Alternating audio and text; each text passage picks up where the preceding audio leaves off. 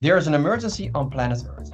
Today, I'm speaking with Joost Brinkman, the driving force behind the Glorious Glacier Ride. Joost, before we talk about the ride itself, could you first introduce yourself and tell us what the Glorious Glacier Ride is? Yeah, sure. And thanks for having me today, Stefano. I'm Joost Brinkman, and I'm based in Utrecht, the Netherlands, where I've been working on sustainability for the last 15 years. And since 6 years, I rolled into Cycling for Climate, which basically is a not-for-profit foundation with which we organize cycling events to raise awareness on climate change. And not only raise awareness, but more important, to ignite action. Yeah, and one of the spin-offs is the Glorious Glacier Ride, and it's a 1,600 kilometers long cycling journey from Munich all the way down through the Alps to Monaco, where we pass all the great passes, the great cols, the Galibier, the Iseran, the Stelvio, etc. But more important, we cycle along the biggest glaciers in Europe and the biggest glaciers of the Alps. And to see really what is the impact of climate change in real life, because it's going astonishing fast. In the last 25 years, the glaciers in the Alps have lost almost 40% of their volume. And you can imagine if this continues this way, then we can stop thinking about skiing, one of our favorite hobbies. As a short introduction. Yeah, well, it's a very valuable introduction. As I said, this is there are many emergencies on Earth today, and it's very important to address this one too. And Joost, you're a man of words and action. How are you raising awareness with this ride, and why did you specifically choose this format among all the things you're already doing or have done? Yeah, well, there are two questions here. One is, how do we raise awareness? And of course, we try to raise awareness to get into the media and to be featured on television and radio. And we do it by spreading the word, because next to the fact that we have to do these climbs and distance and the physical challenge, we also have a sort of a mental challenge, because each of us has the goal to sink as much CO2 as their age is. So basically, it comes down to crowdfunding, but then we call it the carbon crowd sinking campaign. So we have to seduce others to remove a bit of CO2 out of the atmosphere and put it back into the ground. And that's also a thing which we do by doing that we spread the word, and we raise awareness on the fact that we just have to start cleaning up our mess, because climate change is not an issue which is born today, but it's a accumulation of the CO2 that we have emitted over the years.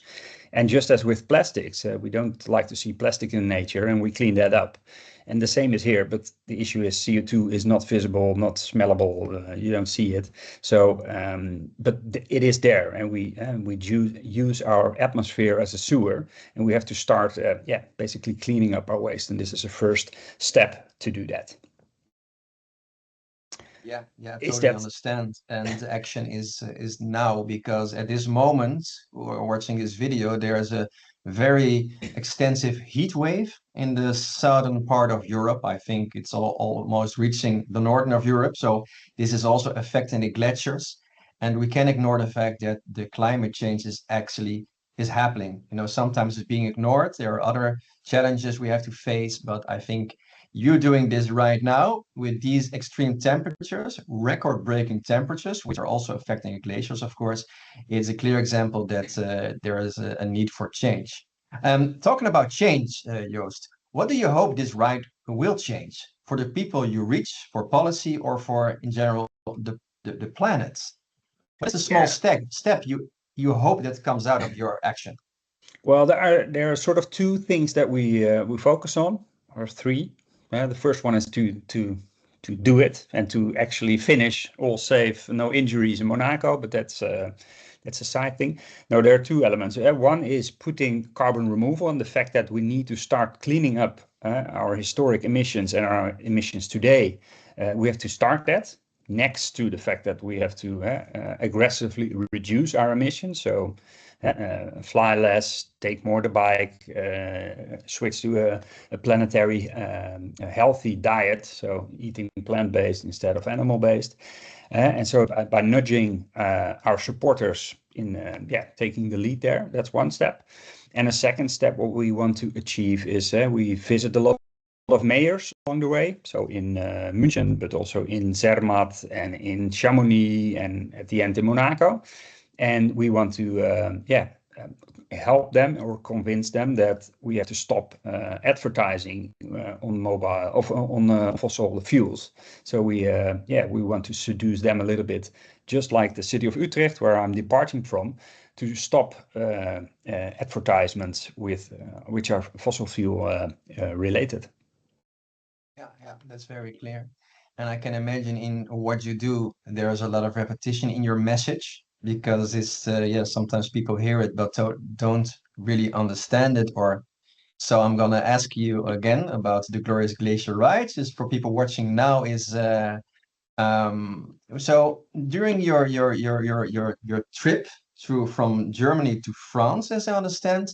So could you please, in a short note, say what will you be doing? Where will you be departing? Where will you be stopping? Where's your finish line? And what will you be doing along the way? And how will you present it at the end when you reach Monaco? Okay, thanks. Well, first of all, we start in Munich on the 28th of August, so in roughly 2 weeks from when we speak now.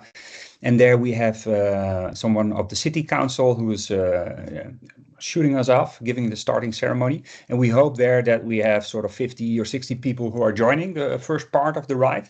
And then we cycle to Austria, to Erwald.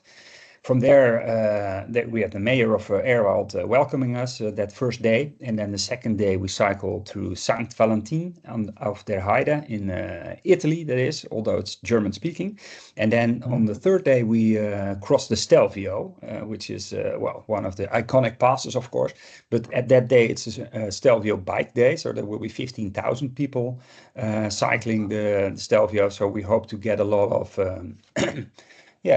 spreading our word there as well among the other participants.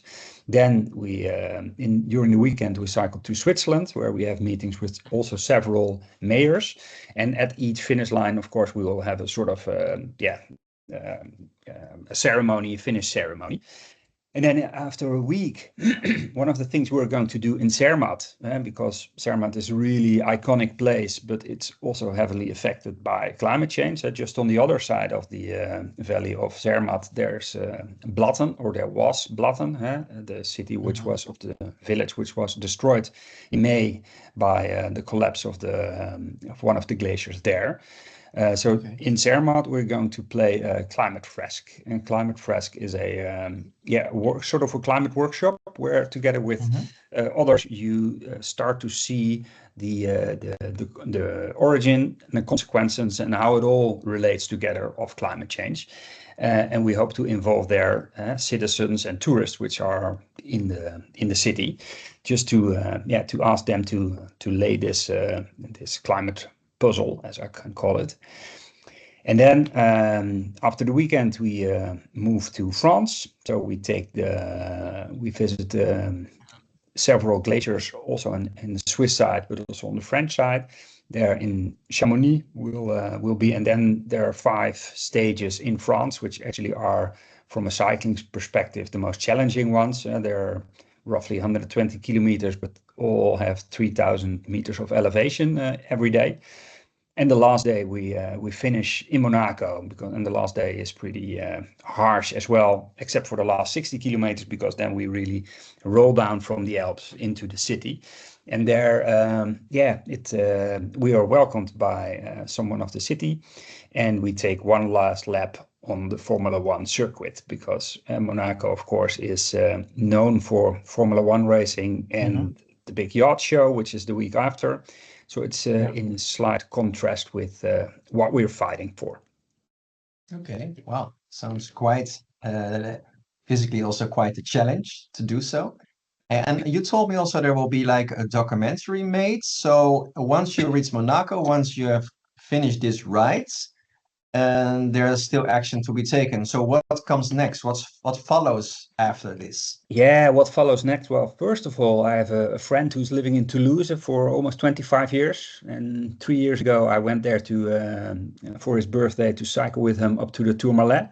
But having this in my mind, I think the Glorious Glacier Ride Pyrenees will be hosted for the first time in 2026.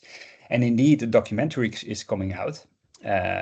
So I hope it also creates a lot of noise and understanding on climate change and puts people into motion. And then for the Glorious Glacier Ride next year in the Alps, there are already 2 organizations who are willing to organize it next year. So this year it's first a pilot, which is not that organized, but it is taking place. And the next year's it's an event which is available for many of us. That sounds very interesting. Hey, about this documentary, have you already got an idea about where you'll be showing it, publishing it? Who will you connect the documentary? No. And the whole documentary thing was not part of my plan. My initial plan was to cycle for 2 weeks along the Alps. But then I thought, if I cycle 2 weeks, that's a lot of time. I better raise some awareness. So then the whole Glorious Glacier idea came out. And once I posted that on LinkedIn, I got a message from an American documentary maker. And he said, well, this is such a cool story. I want to come over. And I said, that's fine with me, but I don't have any budget. But he said, well, no, that's up to me. I'm going to take care of that. And when and how it's going to be broadcasted, I don't know. But I will claim the name Cycling to Come already. Yeah, true. And you're talking about budget, but of course, when we're working on these kinds of ambitions, it should be done without any budget. We all need to support each other. And talking about supporting this and people tapping in to this short interview, hearing about the documentary, you want to share it, or people that want to tap in on what you're doing. And just to wrap up this interview, how can they follow you? How can they connect with you? How can they participate in this? Yeah. Participation is great. We have a website. It's named gloriousglacier.eu. It's in 5 languages, so I think there should be a language for everyone. And there you can support the riders. You can sync your carbon footprint or part of it, and you can already register for an event next year. And on the website, it also shows the dates where we will be, etc. And everybody is free to tap in for 1 or 2 etaps. And that's the more people, the more action, the more impact we'll have. Clear message, clear and strong message, Joost. Thank you for talking with us. And it goes without saying that us from the NBSO and also from the Dutch Embassy in Paris, we really support this mission. So we will do our best to share the documentary, share what you are doing. And well, we wish you all the best. We are following you. And in France, we say bon chance. And hope to see you arriving here in France soon. Good luck. Absolutely. Looking forward to it. Thank you, Stefano.